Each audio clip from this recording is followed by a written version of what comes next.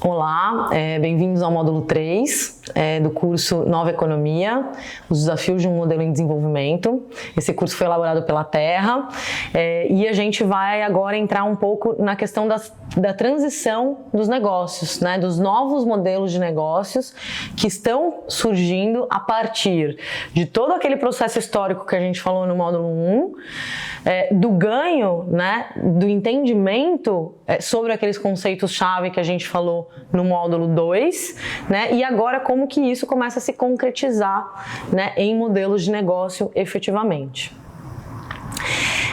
Embora o processo de evolução, né, ele seja fruto sempre de um movimento, assim, de um grupo de pessoas, né? São sempre grupos de pessoas que estão envolvidos, né, nesses processos de evolução, né, trazendo novos conceitos, novas perspectivas, novas discussões e principalmente perguntas, né? Todos os processos de evolução da consciência, eles são muito marcados por perguntas, né? A gente exercitar os questionamentos mesmo, né? A gente consegue identificar alguns líderes, né, que acabam por se destacar e liderar, né, esses processos de evolução. Existe um líder bem emblemático aí quando a gente traz essa perspectiva dos negócios, né, e que é quem originalmente traz, né, o conceito de negócios sociais. A gente vai falar dos negócios sociais, a gente vai falar dos impactos, dos negócios de impacto, a gente vai falar das empresas B, a gente vai falar um pouco do conceito de ESG e a gente vai falar dos negócios regenerativos, né? São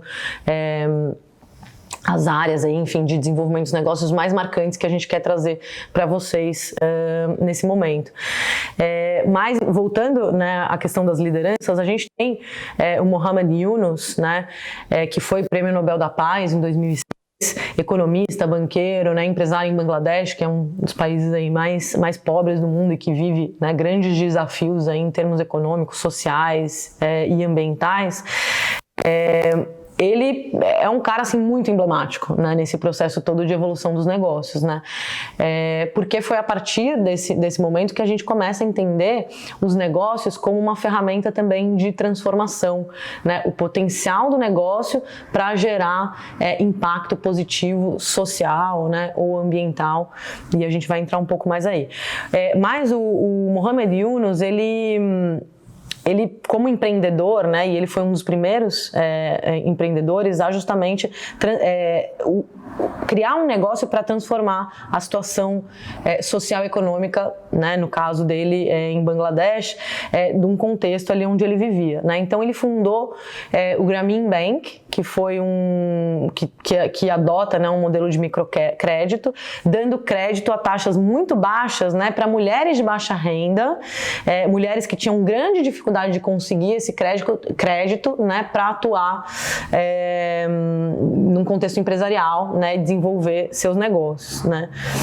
E junto com isso ele criou também a Grameen Danone, foi uma parceria, né, que ele fez com a Danone. A Danone é uma das grandes corporações aí que vem, né, demonstrando adoção, né, por um caminho de geração de impacto positivo ao longo do tempo, óbvio, com todos os desafios que uma grande corporação tem, né, a gente não está dizendo que é uma empresa perfeita, né, tem vários desafios nesse sentido, mas é uma empresa que vem demonstrando, né, essa aptidão mesmo por buscar novos caminhos, e ela se juntou nessa época com o Grameen para produzir iogurtes altamente nutritivos a preços muito acessíveis para resolver um dos maiores problemas lá da população de Bangladesh, que era a desnutrição infantil, né? Então a ideia foi, vamos criar um negócio, é um produto, ele é vendido no mercado, né, mas 100% do lucro é reinvestido na finalidade social desse negócio, né? Então é daí que nasce o conceito puro de negócios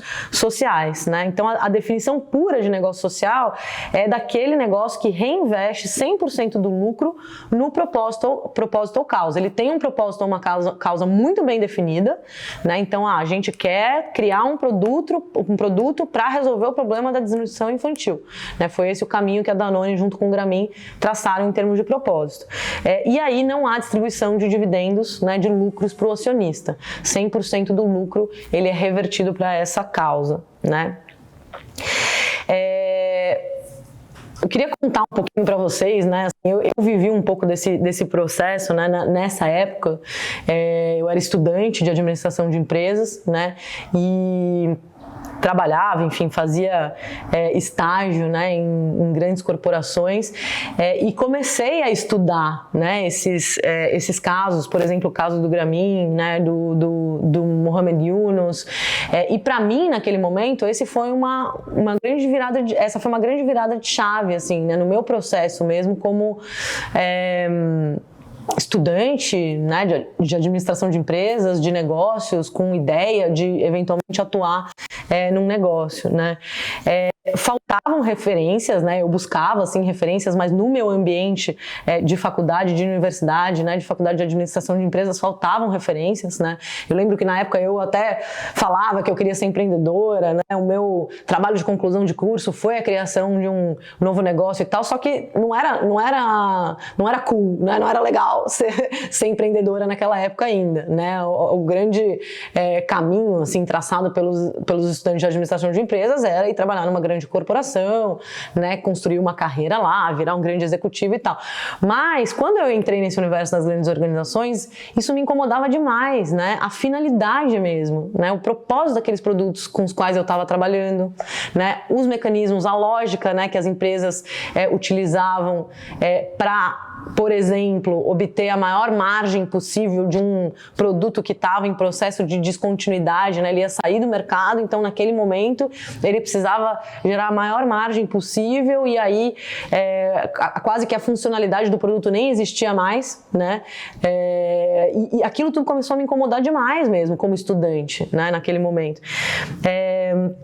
E aí eu comecei a buscar essas novas perspectivas, né? Comecei a buscar novos caminhos, tá? Como é que a gente pode, então, empreender, né? Trazendo a nossa capacidade, a nossa energia, né? A forma como a gente pode contribuir para o mundo, através de um negócio que gere alguma transformação, né? Alguma transformação social, alguma transformação ambiental, né? E eu sinto que foi por ali mesmo, né? Por essa época, ali pelos anos 2000, que a gente começa a ver, de fato, né? A ascensão dessa nova lógica, né? Desse novo entendimento mesmo no mundo dos negócios.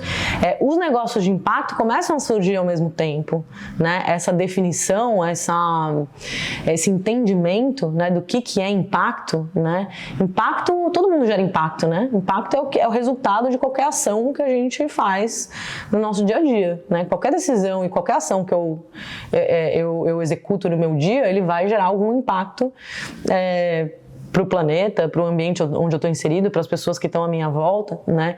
Então essa noção mesmo de impacto, ela é muito importante, né? Porque os negócios começam a ter esse entendimento, então, de que através da atividade econômica, né? Através do produto ou serviço, através das práticas que o negócio desenvolve, ele quer gerar um impacto positivo para a sociedade e para o planeta, né? Então, os negócios de impacto podem assumir diferentes formatos jurídicos, né?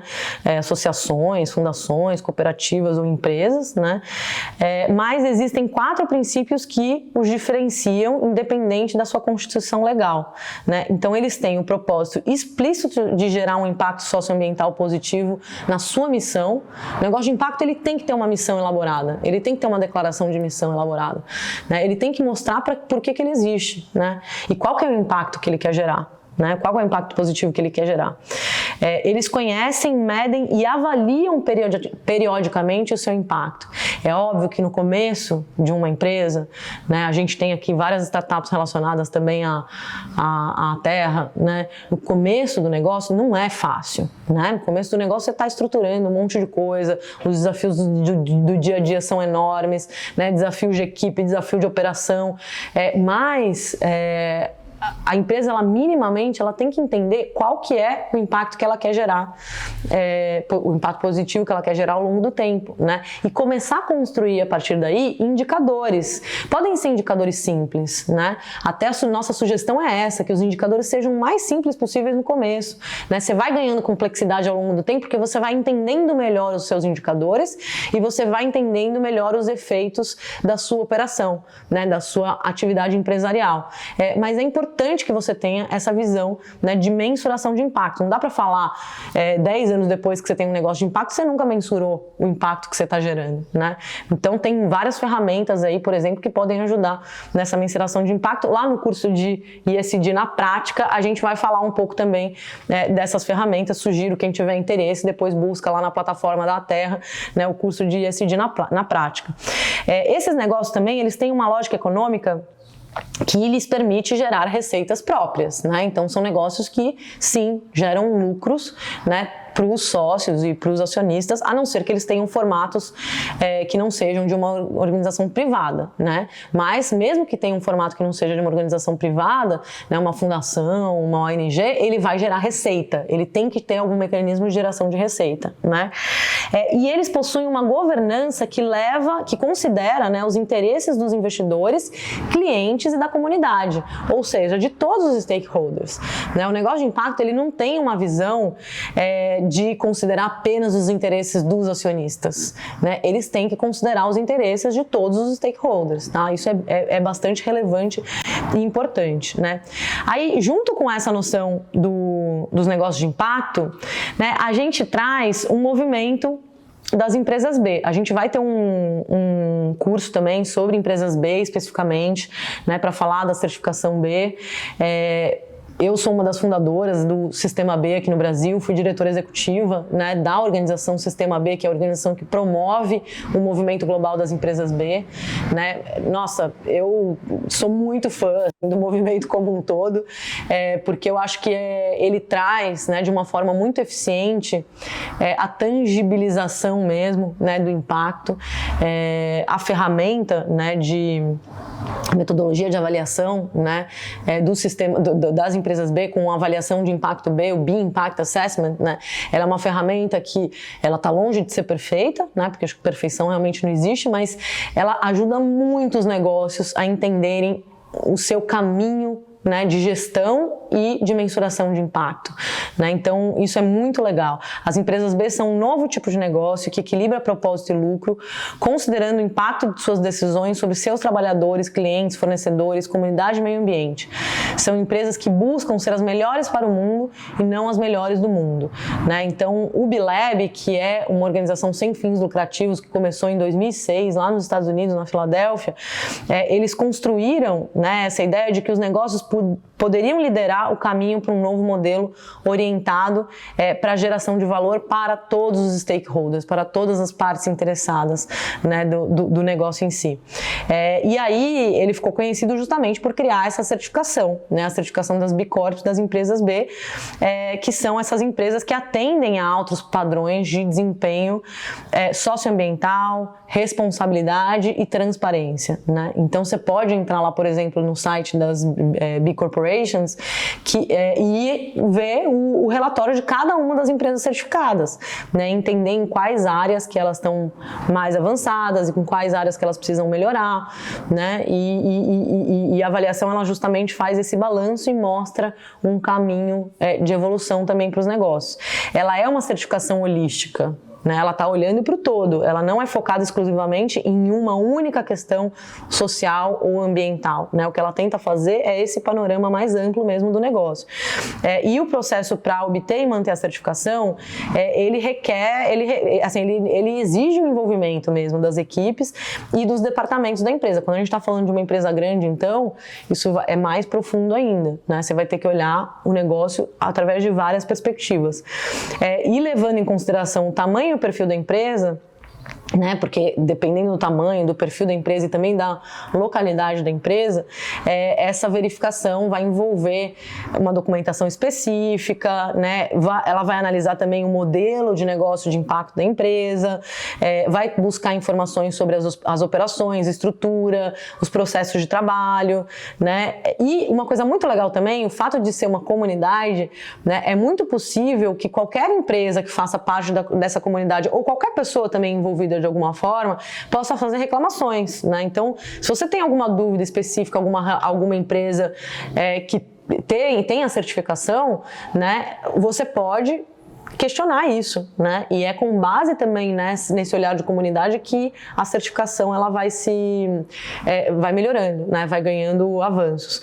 E a recertificação, as empresas elas têm que se recertificar, né?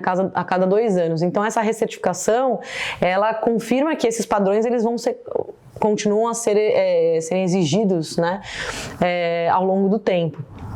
Então a empresa sempre quando ela vai se certificar, ela tem que ganhar, ela tem que evoluir um pouco mais, ela tem que avançar um pouco mais nos critérios que foram exigidos na certificação, dos critérios que foram exigidos na certificação anterior, né? Isso é muito legal.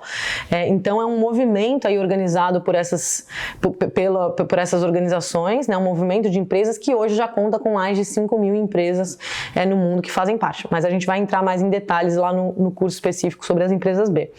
E aí a gente tem o ESG, né, que também surge nesse momento, né? Todos esses movimentos. E aí, uma coisa que eu queria falar que é importante, que tem outros conceitos, né, que permeiam a nova economia também, por exemplo, valor compartilhado, economia circular, né, que fazem parte desse contexto todo. A gente não está trazendo aqui, porque aqui a gente está falando dos tipos específicos de negócio.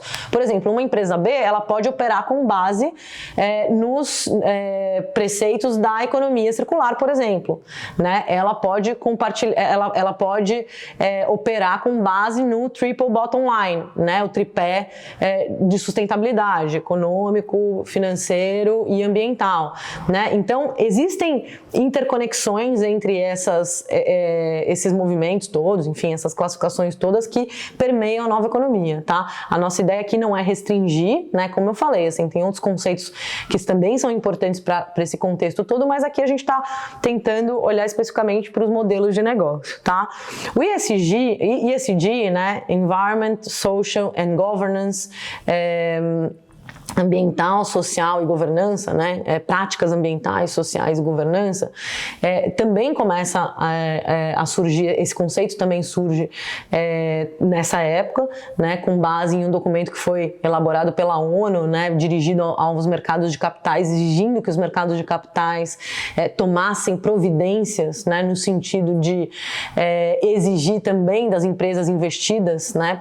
Por esses fundos e etc., que elas tivessem responsabilidade sociais, ambientais e de governança, né? Pegou, né? É uma siglazinha que pegou, felizmente, né? A gente ouve aí muitas empresas, né? Trabalhando aí com base nesse conceito, o que é muito bom, né? A gente precisa disso, é ótimo que tenha virado uma tendência, mas a gente tem que tomar muito cuidado também, né? A gente tem que tomar cuidado para entender o que de fato está sendo feito ali, comprovado, mensurado, né? E apontado no sentido de desenvolvimento dessas práticas e o que é só blá blá blá, porque tem muito também, né? A gente sabe que o universo corporativo está cheio do famoso greenwashing, então hoje a gente tem cada vez mais mecanismos para investigar se o que está sendo falado ali é de verdade ou não, né? Então, a governança ambiental, social e corporativa é uma abordagem para avaliar até que ponto uma corporação trabalha com metas que vão além do papel de uma corporação convencional, né, que é de maximizar o lucro do acionista, e que traz realmente, de fato, essa perspectiva mais ampla, né? Um grande número de organizações governamentais e instituições financeiras desenvolveram maneiras de medir, né, até que ponto uma corporação específica está alinhada com as metas ESG, né? Hoje a gente tem usado, né, como ferramenta principal de ESG para estudar, para entender, para criar mecanismos de avaliação, o Natural Protocol e o Natural Capital Protocol e o Human and Social Capital Protocol do Capitals Coalition, né? A gente indica vocês também a darem uma olhada assim, nesses materiais. Lá no curso de ESG a gente vai falar bastante sobre eles também, né? Mas são protocolos aí que foram desenvolvidos, né, para ajudar justamente as empresas e os mercados a entenderem melhor como que se dá a aplicação dos âmbitos social, ambiental e de governança nas empresas diretamente, né? E o mundo do venture capital, dos investimentos, dos fundos de investimento, se rendeu a essa sigla, né? Esse é um fator muito importante que a gente traz aqui para vocês, né? Porque na hora que o mercado financeiro ele vira essa chave, as coisas ganham mais potência para se transformar, né? Porque é da onde vem o capital, é da onde vem o dinheiro, né? E vem buscando também, né? Esse universo do venture capital vem buscando também novas formas de mensurar as práticas dos negócios nesse sentido, né? Então a gente vê cada vez mais os fundos olhando para os seus portfólios de empresas investidas com essa exigência, né?